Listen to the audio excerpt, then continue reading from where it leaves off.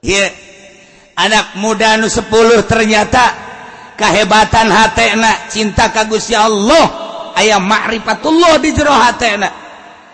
Jadi kolot. Dirupakeun ku Gusti Allah jadi kolot. Sanajan kuari ge nu sabenerna mah anak muda di jerona aya ma'rifatan ngan teu dibuktikeun kolot bae ku Gusti Allah, kolot eta teh sebenarnya. Mentak sewaktu-waktu kos aki-aki eta budak. Sewaktu-waktu mah ngora, sewaktu-waktu mah kos budak. Eta teh jelema lain sambarangan, lamun aya jelema kos kitu, eta lain jelema sambarangan.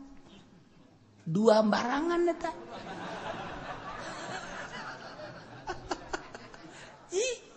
Sebab naon eta kumaha keur mantengna hate.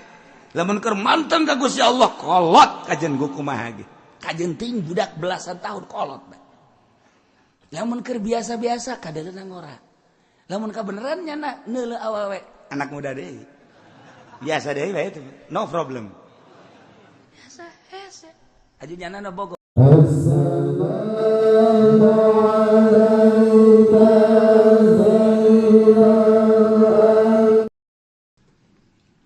Lanjutan kisah Kangjeng Nabi Musa alaihi salam beserta kaum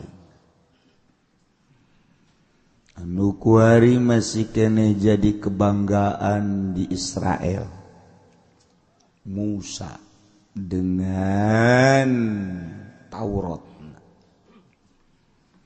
Terus Yahudi mempertahankan keyahudianana lantaran nyana berkeyakinan tetap Kangjeng Nabi Musa alaihi salam.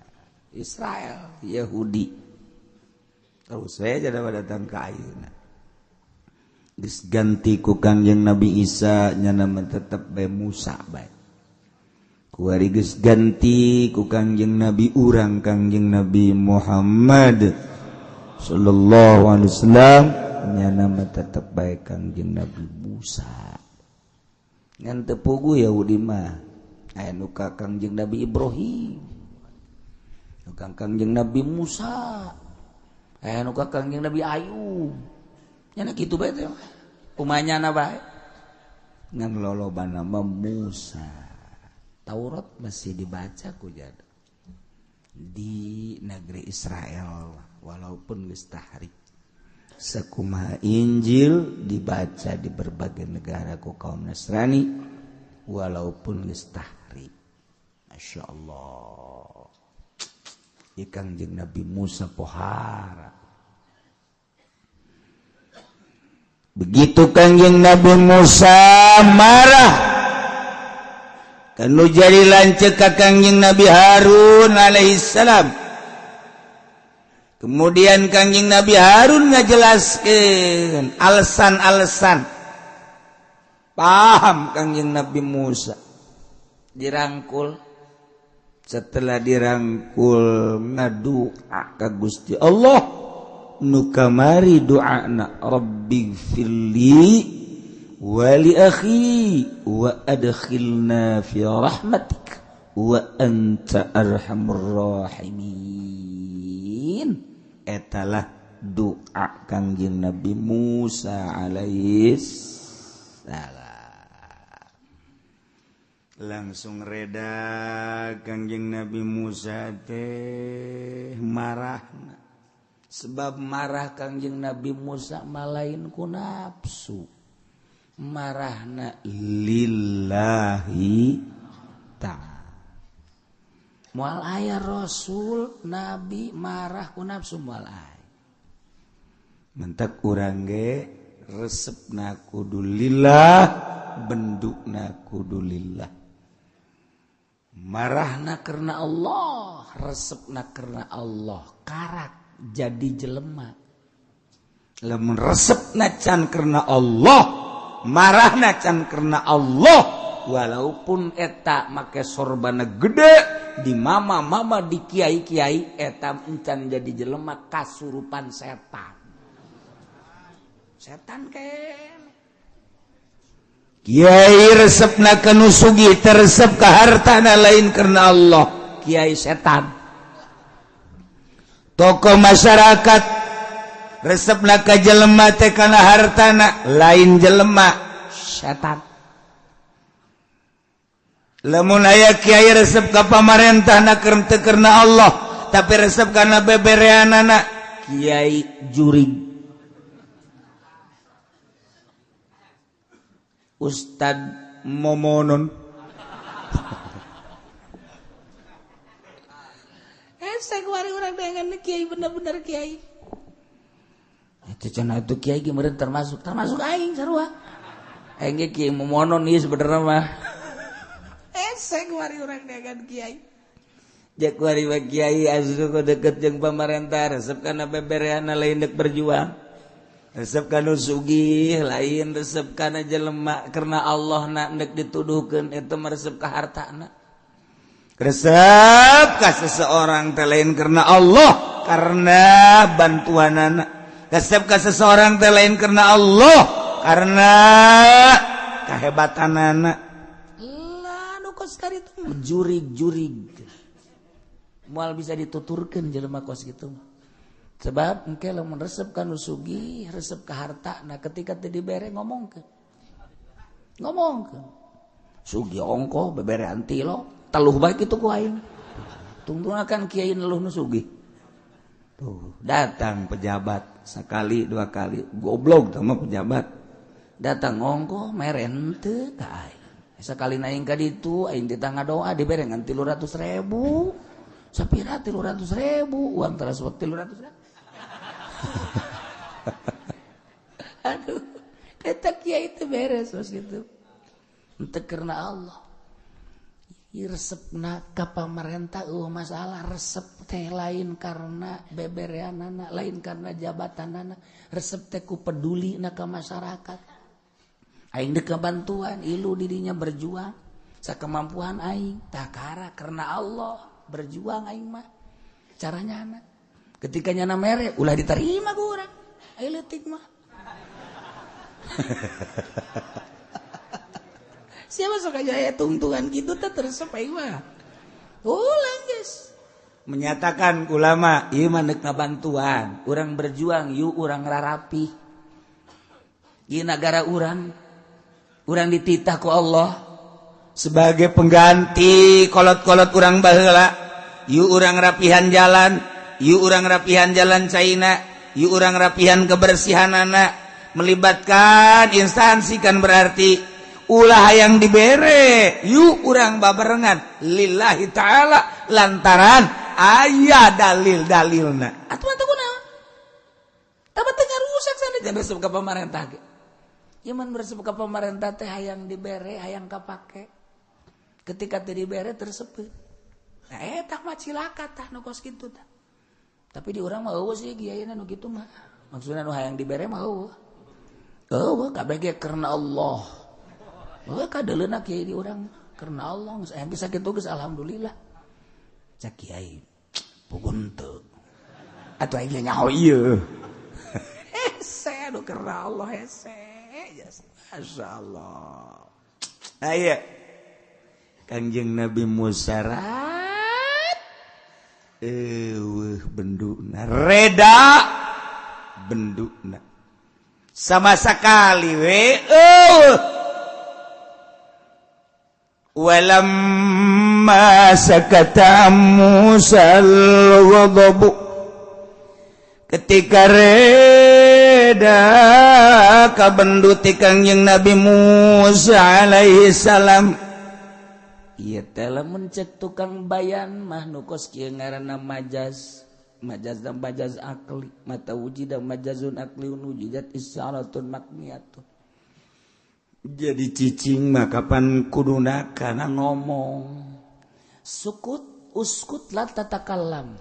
Jadi ngomong bahasa sakata mah ai bendu mah pan lain ngomong gerak jero hate. Geus ngaisdadkeun makna sukut kana godob isdadu syai' li ghairi mahalihi. Puyang tak kajian geus kitu. Puyang ngaji geus kos kitu geus puyang mah kajian kumaha. Jadi berarti majaz akli geus wa taujida majazun akliun wujidat isyaratun makniyatun berarti ieu isyarah makniyah. Carana kumaha tuh? Ari isyarah makniyah mah beda. Artina ditutur musabbah, dipikeun musabbah beh. Tuh. Jadi ge godog teh ya. Musabah disarupakeunana teh seakan-akan godog teh jelema. Seakan-akan jelema godog teh berarti godog teh ieu teh manusia insanun anu osok ngomong ngusok cicing nu mantak dibahasakeunna walamma sakatal godobu. Ye jangan besi puyang atuh aing ge ngomong puyang. Tuh manusia nu teu ngaji santri ge ngaraji puyang. Eta ngaji hese ngaji teh kos kita ieu keur carita hesena bela. Lamun diteruskeun di hese. Aya pohoan buku ngaji eta kos kitu. Jadi lamun ku ahli bayan geus ka implang. Oh, ngaistankeun mana sukut bahkan biasana uskut la tatakallam. Cicing ulah ngomong. Jadi ulah ngomong teh sukut sakata Zaidun cicing we ki Zaid. Sakata amrun cicing baik amrun. Nah, kuari mah sakatal godobu, godoba papan lain ngomong marah. Jadi kuduna lain sakata. Nu mantak di dia ditafsiran ku Imam Jalal sakatana bimana sakana. Ente endek mana sakata bimana sakana istiarah keneh sarua bae. Tuh, kuari berjalan dina fiil. Berarti wa injarat pipilin au piharpin au mustakin patabayatan tapi tah mangancang nasta'in leutik kitab nasta'in leutik ngan ge 2 lembar bari ngising ge teh mah katalar kos kitu mah tuh bari ngising ge lain katalar keluar bener. Itu geus atawa sakatana geus bae bimana asli cicing teh cicing tina ngomongan godobna berarti bimana insan babari atuh. Oh jadi ndek dikukumahakeun ge ari kudu geus ngaji ilmu bayan mah jadi bae. Jeung eueuh salahna deui. Geus teu katara dina salahna ge. Mantap kiai mah kadeulna bener bae padahal masalah. Tah ieu badak dipondokkeun mah santren keuna nyahueun bisi salah ke aya bahasa-bahasa dina Al-Qur'anul Karim. Urang kan titah merenung. Ari urang merenungna langsung tina tarjamahan bae mah tilok datang ka hate. Coba ge. Urang renungkeun make bahasa nu aya dina terjemahan teu harti. Kulo ge sok maca terjemahan teh isi kiamat terjemahannya. Ku aing bege teu harti kumaha ku batur. Batur nu bodoh apa aing nu pinter ieu sebenarnya. Teu harti segala ieu. Ieu artikeun ada tangan rada lumayan doang, we rada lumayan jang nyimpul-nyimpulkeun mah. Adapun kepanjanganana atuh hese kudu diaji tah mah. Tuh. Barang reda bangsa kata mah cicing lain reda sakana. Berarti tiis ka bendu Kangjeng Nabi Musa teh lantaran bendu nagekan karena Allah. Ketika geus nyaho alasan-alasan Kangjeng Nabi Harun anu dipake ka benduku Kangjeng Nabi Musa kuari geus kanyahoan, oh ternyata teu salah. Ieu nu jadi lancik teh horeng lain teu berjuang ngan horenganan innal qauma istad'afuni wa kadu yaqtulunani. Horenganan teu nganggap kaum teh bahkan dek dibunuh Kangjeng Nabi Harun. Dirangkul, beres dirangkul didoakeun reda kuari ka bendu. Teu aya bendu. Masyaallah cepet jasa. Urang mah lamun marah ka hiji jelema ka bawa paeh. Ka bawa paeh urang mah tah marah teh ka anak bae ka bawa paeh ka anak. Ka kakak, ka adik ka bawa paeh. Emang meureun urang mah jurig balulu di jerona ieu. Mantak naon sih hampura atuh kasalahan. Hampura tangeunaheun. Mantak urang mun boga batur sering hampura geunah. Anu telok belikan teh belikan tu dek hampura tahunan. Ya sebab baturan ongkoh tapi haju ka dituna pisah. Teh teh mah teu bagus tau kos itu. Neangan babaturan anu salah kayak ngahampura. Malah mah nya ngahampura nya bari mere. Geuna kan teh kos kitu. Waalaikumsalam. Aduh, kamari ente marah ka ananya.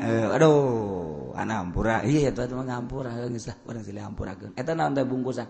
Tadi di jalan ka dieu neuk minta hampura ngaranna ge ieu. Tah, meuli jeruk tah. Sabaraha tah aya sakintal. Masyaallah. Ya, ulah bohong mah geus tah mah geus ban. Ulah dibagikeun ka sasaha dahar bae ku ente sorangan. Tah sarua aja nyungkun teh mah. Ya Allah. Nah ya, barang Kangjeng Nabi Musa reda tina godobna anu tadilloh yakni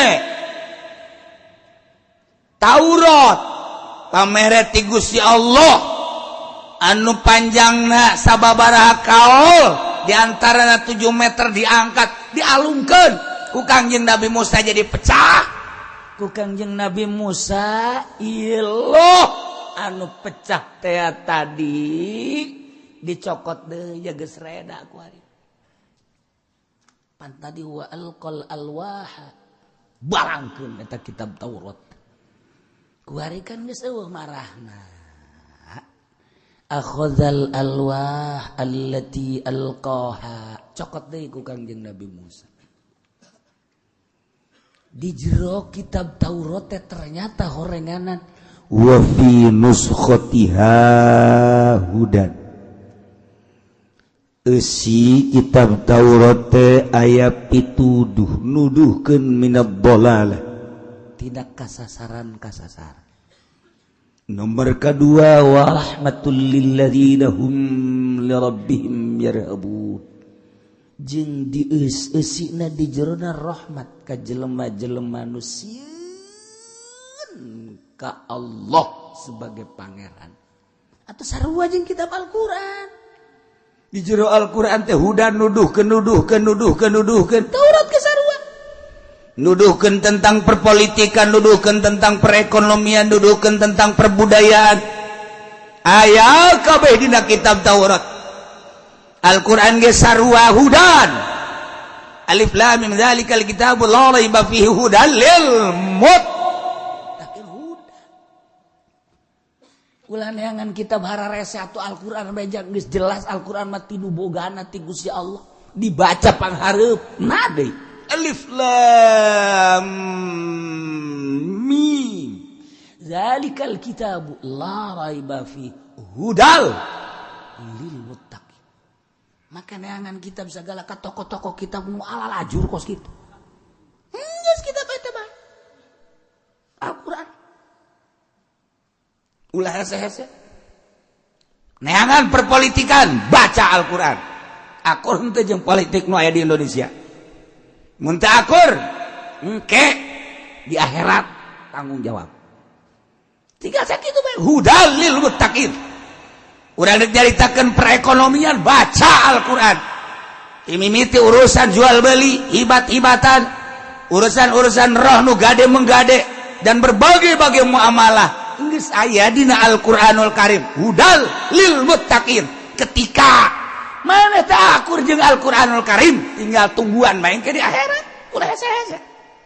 Da kredit atuh geus aya aja dina Al-Qur'anul Karim.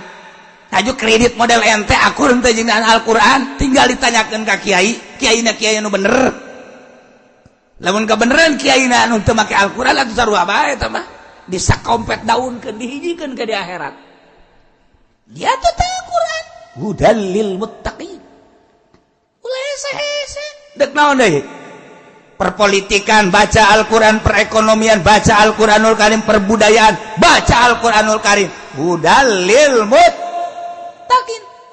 ay muttaqin kos kumaha alladzina yu'minuna bil ghaib wa yuqimunas shalah wa mimma razaqnahum pan ku ente sok dibaca mantak terus bae unggal ngariung ge malah mah dibaca ngariung dibaca segala dibaca eta teh supaya asup ka jero hate ya bupati ge mun ngariung maca eta gubernur mun ngariung maca eta PNS mun ngariung maca eta camat maca eta tapi nyanangan maca doang disungut doang teu asup ka jero hate dibaca alif lam mim dzalikal kitabul la raiba fihi hudal lil muttaqin oh kitab Al-Qur'an anu agung teh horenganan sebagai pituduh ka mutakin.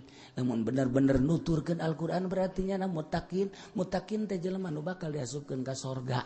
Lamun henteu nuturkeun kana Al-Qur'an berarti lain mutakin anu engke di akhirat bakal ka neraka. Tinggal gitu doang. Berarti dibaca ku para pejabat horenganan nya maca tapi teu make horenganna bakal jadi ahli neraka sakitu doang. Masalah baca ku sia sambil ngariung. Al-Qur'an geus kieu bae, sia ngan maca doang diketrok sia ku aing. Diketrok, dikerekem sia ku aing.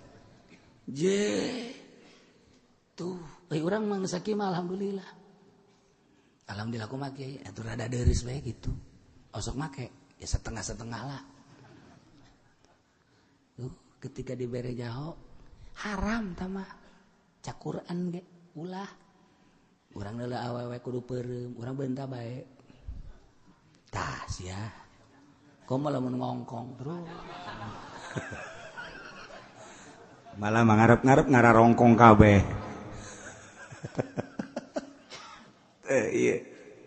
Hudan nuduhkeun kitab Taurat. Geus aya kabeh dina kitab Taurat. Aturan berpolitik, aturan berekonomi, aturan berbudaya, bersosial dan lain sebagainya. Terus kitab ti Gusti Allah mah. Timimiti kitab Zabur, kitab Taurat, kitab Injil, datang ka kuari kitab Al-Qur'anul Karim. Teu jauh. Sarua hudan minad dhalal. Nomor kedua rahmatul lil ladzina hum li rabbihim yarhabun. Sebagai kadedekannya rahmat ka jelema anu sieun ka Allah. Dirahmatan ku Allah. Urang kuari kan sieun ya ka Allah nu mantak diuk ngaji ge ieu teh sieun ka Allah. Hayang nyaho Allah teh kos kumaha mun bisa mah kadeuleu Allah teh. Mun bisa ngan kulantaran teu bisa karasa. Karasa ge can bisa atuh bebarengan jeung nu geus boga rasa. Nu boga rasa ge teu kanyahoan di mana bae geus lah atuh ngadakeun bari ngopi-ngopi. Gitu bae lumayan kan. Masya Allah. Di luar mah pan ieu ngaji teh ngopi ongko ngaroko ongko nyaplek ongko. Emang aing teh nyaho? Nyaho. Dah cenah so amat kiai nyaona di mana? Ai urut ngajina loba cangkang. Pan eta urut sia meureun. Kacang ambalaya, bacang ambalaya. Pan eta lamun lain urut sia sinaon? Berarti kan sia salila ngaji nyaplek terus. Ye, aing mah ngaji sia mah nyaplek. Sarua jeung anu nyayomkeun aing. Kiai mah kiai kena ngaji, aing mah aing barang dahar. Pan tolol eta jelema kos kitu.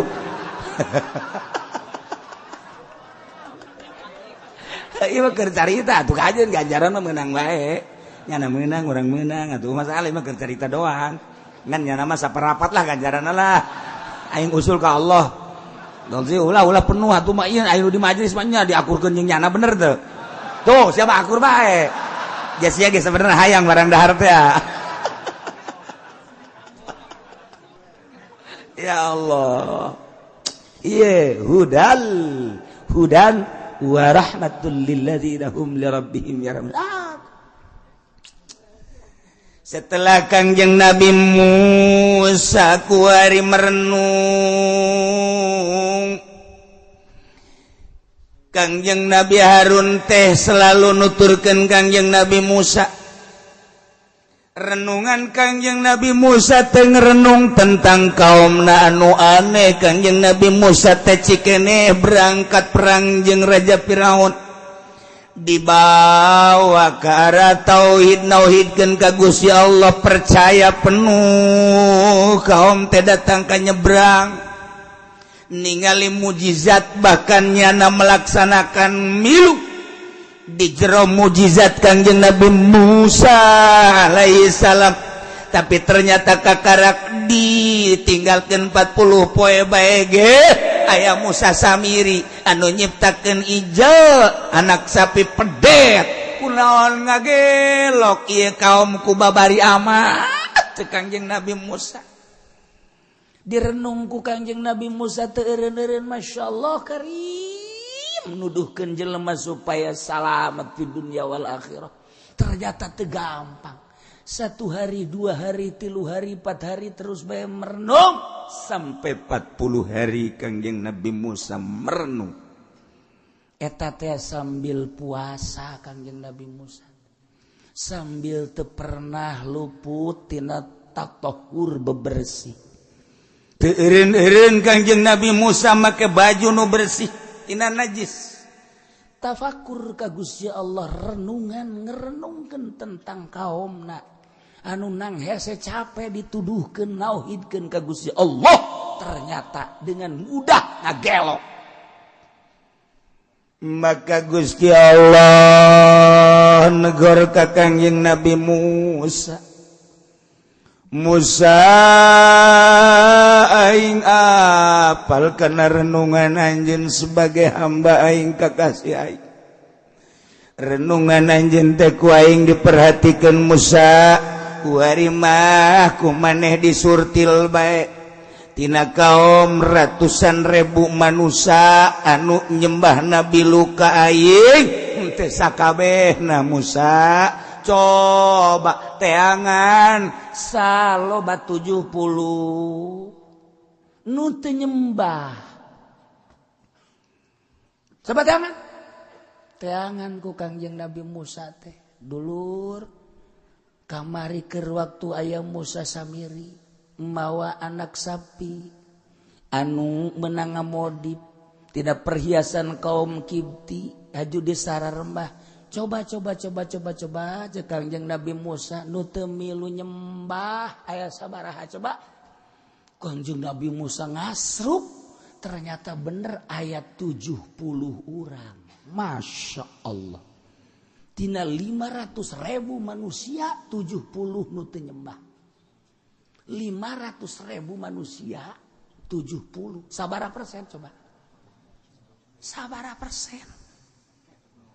Ya Allah, ya Rabbi. Kumpulkan coba nu 70, coba ka dieu kabeh kumpul kabeh nu 70. Kakarak aya 60. 10 deui cek Gusti Allah. Teangan. Begitu diteangan anak muda.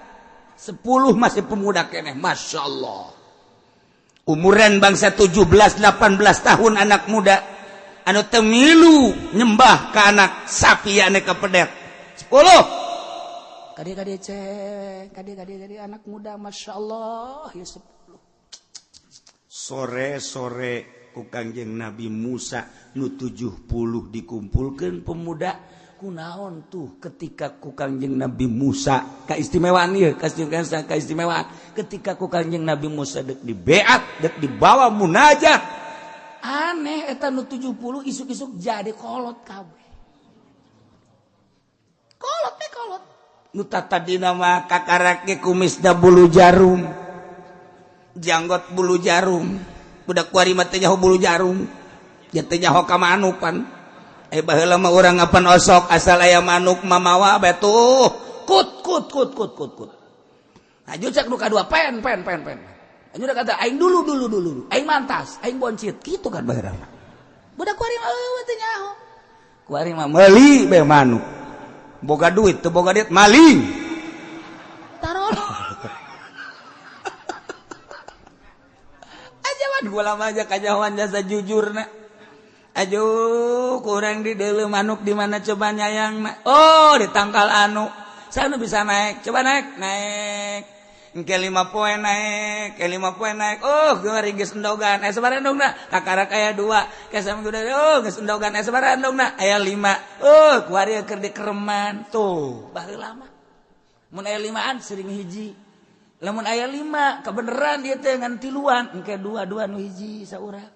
Babari baheula mah. Terus dikereman didaontongan. Haju dicirian, ditangkalna, tak bae make asal aya nu kos kitu berarti geus aya nu boga. Batur ge datang ka dinya, oh geus aya nu boga nyaun, jujur jasa baheula mah. Geus aya tandaan tah tangkal, aya manukan di barang di dieu geus aya nu boga tah tandana. Geus didaekeun. Masyaallah eta nikmat amat hirup di zaman eta tah. Zaman jujur, kuari.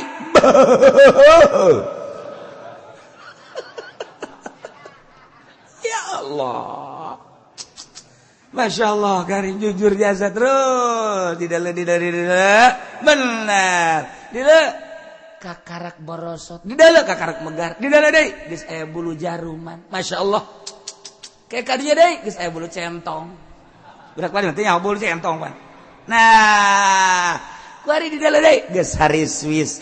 Tinggal tere dihiberkeun. Alah, set dibagi tasya 2, tasya 2. Ya Allah ya Rabbi, eta ngeunaheun jasa baheula. Aju urusan parab da geus ya neangan parab atuh heuh ge ieu aing neangan parab, keisukan aing, keisukan itu. Ngeunaheun jasa. Eta zaman jujur jasa. Tidak ada korupsi saat itu. Ieu anak muda nu 10 ternyata kahebatan hatena cinta ka Gusti Allah, aya ma'rifatullah di jero hatena. Jadi kolot dirupakan ku Gusti Allah jadi kolot sanajan kuari ge nu sabenerna mah anak muda di jerona aya ma'rifatan ngan teu dibuktikeun kolot bae ku Gusti Allah kolot eta teh mentek sewaktu-waktu kos aki-aki eta budak sewaktu-waktu mah ngora sewaktu-waktu mah kos budak eta teh jelema lain sambarangan lamun aya jelema kos kitu ka eta lain jelema sambarangan dua barangan eta.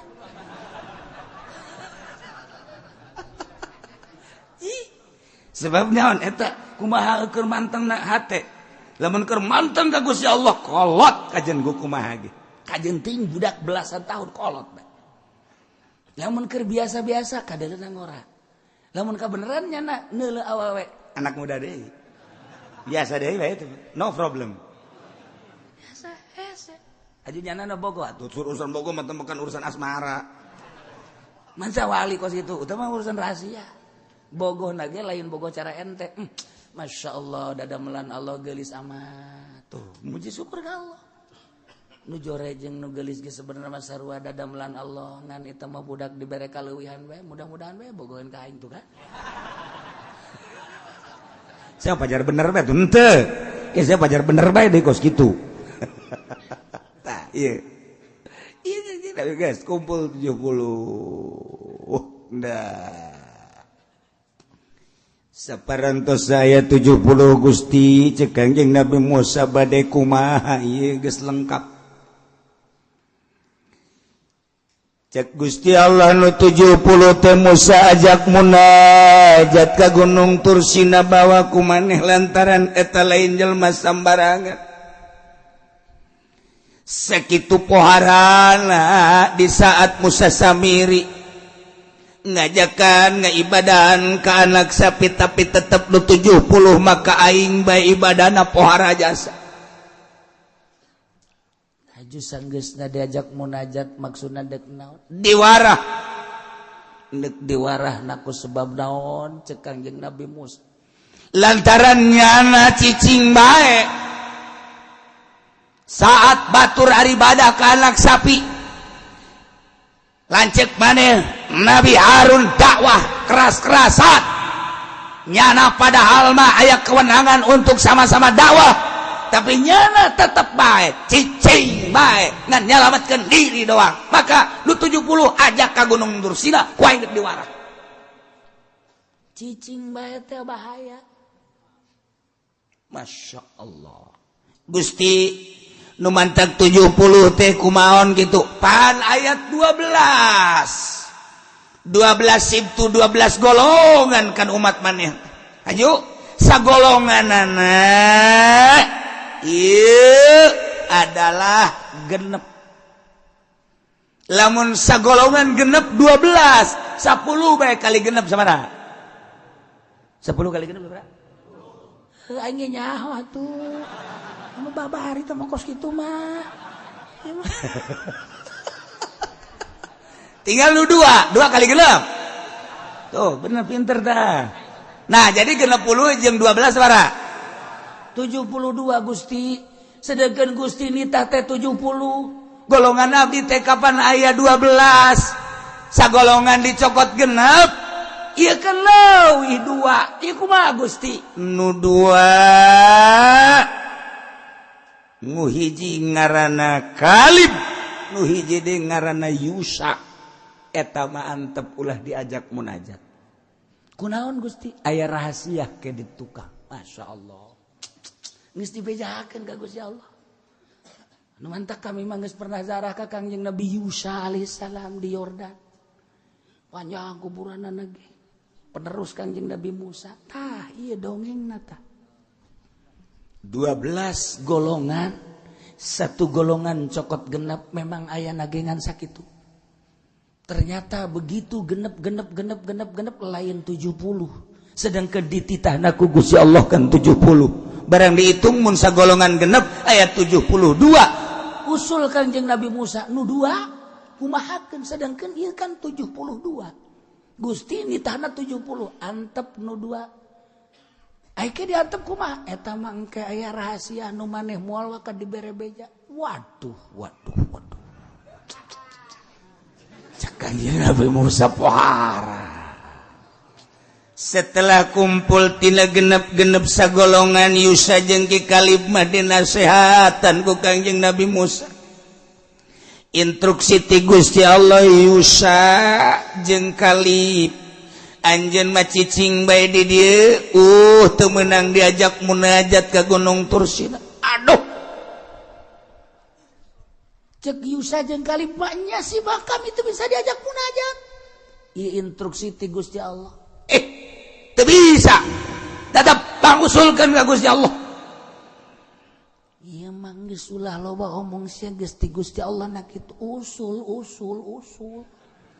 Masa sih pan anjeun mah kalimullah bisa langsung bicara jeung Allah pangusulkeun. Diusulkeun ku Kanjeng Nabi Musa. Gusti nu 2 ge hayang milu. Kudu kumaha menanganina Gusti.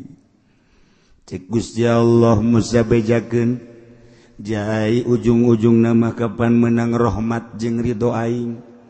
Sanajan nyana teu milu munajat ka Gunung Tursina tetep nyana sarua menang karidoan jeung rahmatna sarua jeung nu munajat bejakeun ganjaranna malah leuwih gede tibatan nu milu ka ditu keuna cicing bae teh aya rahasia.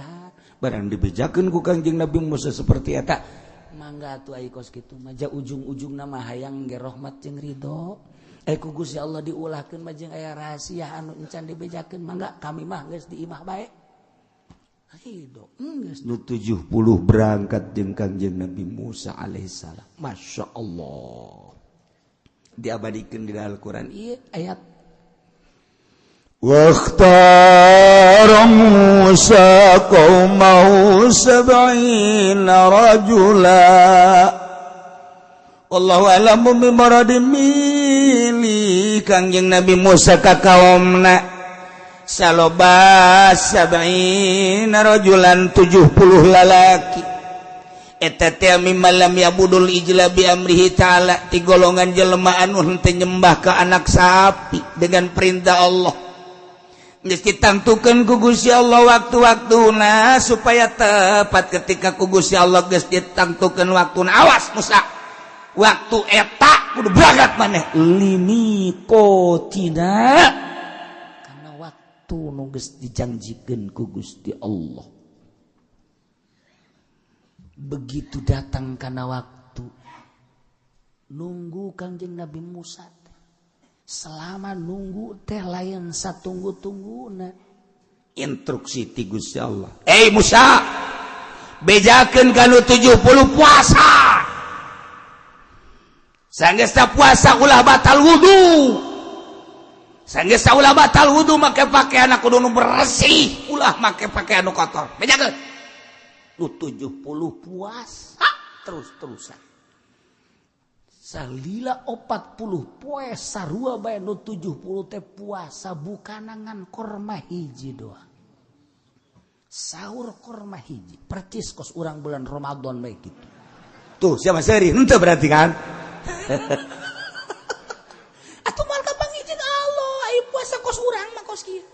Yang menang Lailatul Qadar di mana horeng. Ya bukan age boho kopi aya teh manis aya rujak aya. Karujak-rujak asem aya. Naonan atuh. Masya Allah ngebreng-breng di dinya. rezeki biar kapanggih jeung Allah atau mah kapanggih jeung rujak. Tah, 40 poe Musa puasa.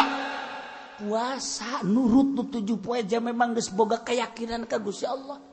Batur nyembah ka pedetnya nama henteu titah puasa mantep jasa. Bukana cukup korma hiji, sahur korma hiji. Siap.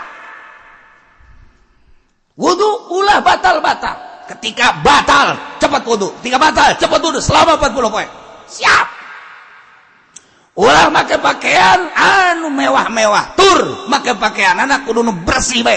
Ulah kacampuran ku noda-noda najis jeung sejamana. Siap.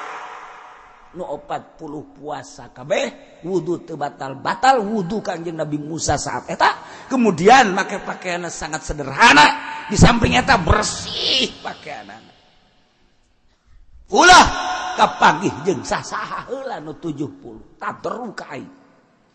Kabeh cara ricing bae. Tuh nu mantak urang ge deuk kapanggih jeung Allah teh kos kitu. Ulah kapanggih jeung pamarentah. Ulah kapanggih jeung jelema. Ulah kapanggih ulah daharna ulah seubeuh teuing. Cukup korma lamun urang mah lah ai hiji memeureunan potongan urang mah moal kuat nya 3 lah langsung masalah. 3 kan usaha gede kieu korma. Kuari aya korma Amerika teh tuh poe teh sumpah kieu tah. Ngadahar 3 ge teh mah buah senep basana teh mah. Malah mah ai dihareupeun urang nama 3 di tukangan di jero kamar ngadahar deui 3 deui. Waduh, teu balik deuk ka Allah tah ngaranna ka korma. Tuh ketika urang dahar hate kumaha, nginum hate kumaha. Oh masalah. Dahar jeung nginum oh masalah tapi hate. Jadi emang wali emang teu dahar-dahar. Emang wali kumaha teu nginum. Cuman nya nama dahar jeung nginum oh ieu mah bagian awak, hate aing mah tetep ka Allah. Ketika nginum oh iya mah bagian awak, kata aing mah tetep ka Allah. Ketika sare oh iya mah bagian awak, kata aing mah ka Allah. Kitu bae terus bagian awak, bagian roh, atuh lain deui. Tuh, urang maafkan ai bagian dahar roh milu. Mau menikmati. Wow, ecrak balecrakan. Moh harajas. Oh ka Allah keur dahar teh. Begitu keur salat, keluar roh deui. Tedekeun ka Allah. Endang nginget-nginget dahar ngeunah amat tadinya. Beuh masyaallah, sambelna buatan mana eta? Asana Cibiuk moal salah eta kajeng. Tuh, urang mah teu daekeun tah roh teh di ka Allah kan teu daekeun endahan ka dia deui. Berarti lain wali. Ari awi, ari wali mah ketika dahar hate ka Allah bae. Sapira teh mah awak doang, nu awak mah kege pae. Nginum lah sapira jeung awak. Segala rupa jadi itu anti malah dari bandingkeun jeung nu puasa anu puasana aju ujub jeung anu dahar nginum ka Allah bae atuh bandingan dahar nginum ka Allah daripada puasa ujub aju ngomong kieu ih budak teu puasa nanaonan cara aing rupa puasa bae bah geus moal beres sama kana tah mah puasa kos kitu mah tah mah beuleumeun tah mah ya tuh siap puasa mantak naon. Ieu aing mah geus ngalaksanakeun puasa Senin Kemis asana geus aya 5 tahun. Je, tuh lawang sorga geus maruka jang aing mah. Boh. Eta kos kitu awal ka sorga tah kos. Malah mah urang ge lamun kajeleuna puasa, emang mamang keur puasa. Teu lah ieu mah keur ieu bae. Puasanya ai puasa mah tuh ai bersih teu bersih ngabohong, puasa kan lah. Terus tegur tah jadi teu kanyawan kan teu kanyawan ke batur rudahar nyana nyokot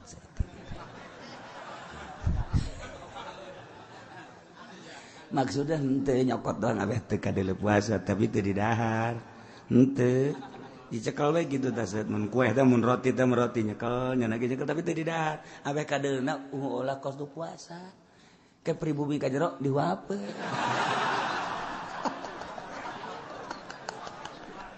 tolol tau jelema eta ria teh tuh gitu hayang kanyawan oh berarti keur puasa ngorengan henteu udah beres geus puasa 40 poe wudu teu batal-batal make pakaian sederhana nu bersih cunduh kana waktu ninggang kana mangsa limiqatina kana waktu anu geus ditangtukeun ku Gusti Allah atuh faqaraja bihim kaluar Kangjeng Nabi Musa bareng jeung nu 70 menuju Gunung Tursina. Masya Allah karim. Ilah jelema-jelema pilihan anu ketika batur nyembah ke pedet cenah manteu. Cuman sayang manehanana teh ieu henteu ilu dakwah. Batur-batur nyana-nyana. Jadi aya usimna, usim dakwah-dakwah, usim henteu-henteu. Kuduna kan kitu hirupna. Usim dakwah-dakwah, usim henteu masalah. Ieu mah cicing bae, usim dakwah jana cicing bae. Berangkat jeung Kangjeng Nabi Musa naik ka Gunung Tursina. Ngan cek Kangjeng Nabi Musa di pertengahan cicing heula manehnya kula heula dek kaluhur sorangan instruksi ti Gusti Allah mangga naik Kangjeng Nabi Musa kaluhur begitu naik Masya Allah turun cahaya seperti mega di luhur langit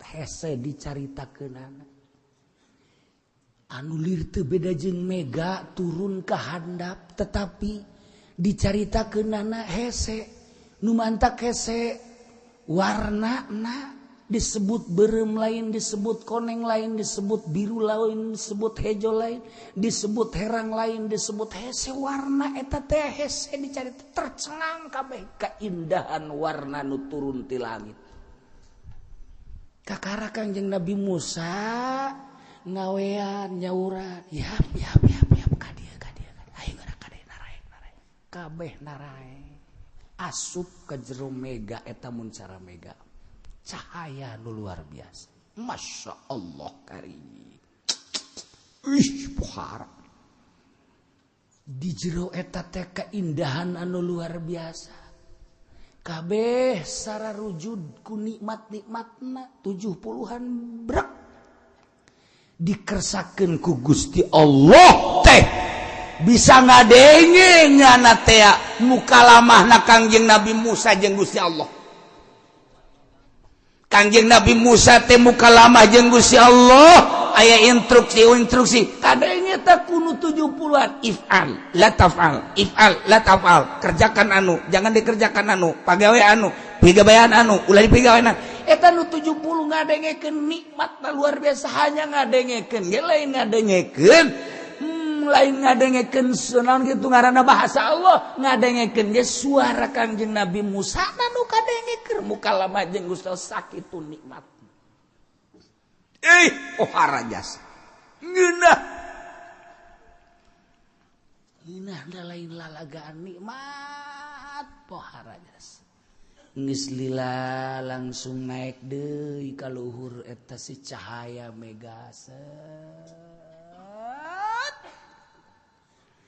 kabeh bersyukur kuminah-ngeunah teh ngadenge munajat Kangjeng Nabi Musa urang mun ngadenge doa para wali bae kan ngeunah urang ngadenge babacaan wali Allah emang teu ngeunaheun babacaan mah eta kena tapi penyentuh umat hate doana para wali padahal mah doana eta kena kok tersentuh hate urang kunaon sebabnya nana langsung jeung Gusti Allah urang doana mah eta kene babacaan eta kene tapi kok indah amat Quran mun dibaca ku wali Allah urang ngadengekeun ngeunaheun amat ko lain deui sih lain tina suara lain tina makhraj lain tina gaya tetapi aya keindahan tersendiri ngadengekeun wali Allah maca Quran teh lain deui kunaon eta hatena langsung jeung Gusti Allah urang ngadengekeun qori ngeunaheun tetapi datang ka ceuli doa saindah-indahna jeung sangeunah-ngeunahna sabagus-bagusna makharijul hurufna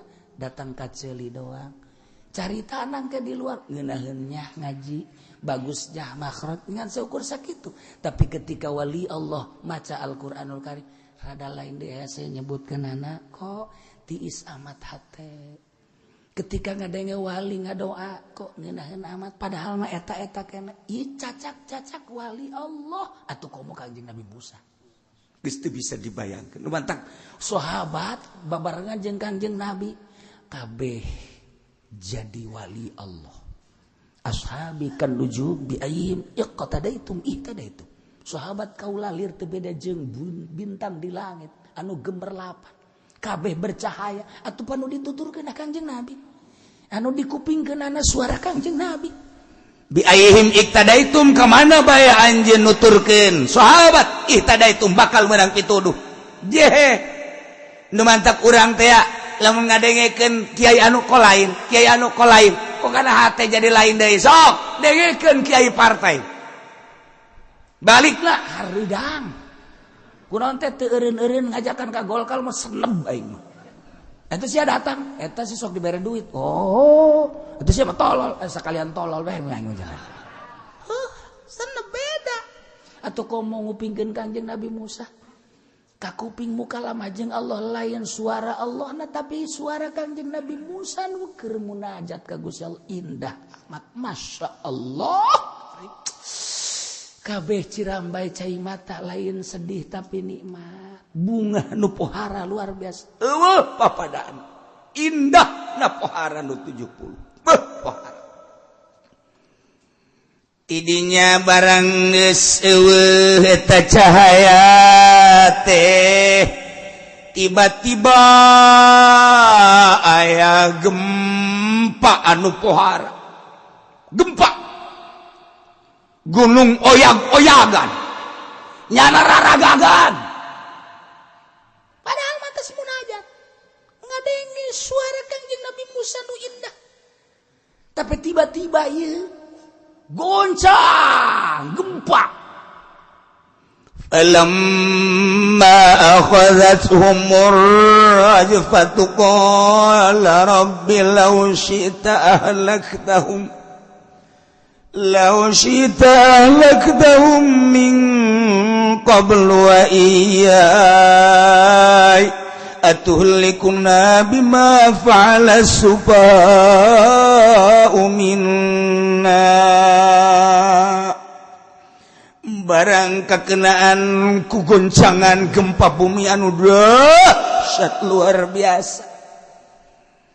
Nah, make jeung digempakeun padahal mah mantas milu munajat aya naon ieu wallahu a'lam.